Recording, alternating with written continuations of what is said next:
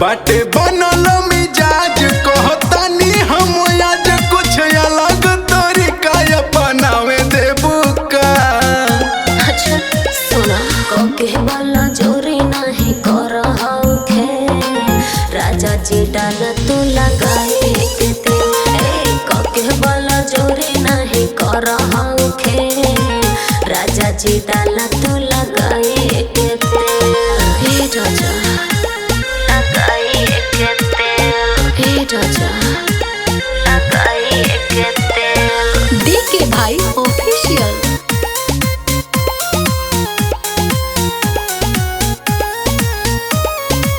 रहे न पता बड़ा ऐसन तुम्हारा बुझेला ना ये पिया देहिया के दर बाली उम्र देखी कम सिन जवानी तू ही बताव रानी मन कैसे मानी।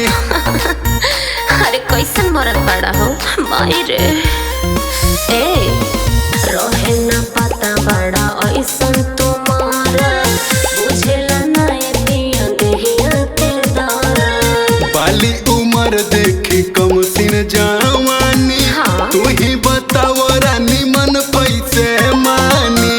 नहीं करो इनकार कर हमसे तू प्यार भरी बाजा हमके मजा तू उठावे देबू का। के वाला जोरी नहीं कर हौखे राजा जी डाला तू लगाए के तेल कोके वाला जोरी नहीं कर हौखे राजा जी डाला तू लगाए के तेल अरे अब ना लगाए के तेल हे राजा लगाए के तेल डीके भाई ऑफिशियल।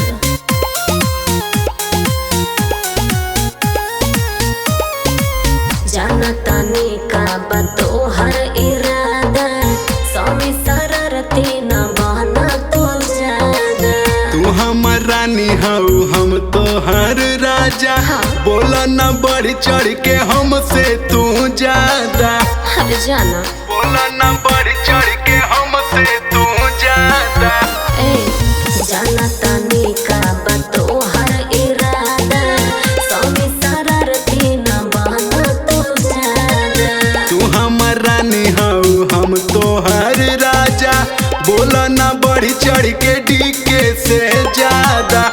नहीं करो इनकार कर हमसे तू प्यार सुतल भगिया बा हमारो जगावे देबू का।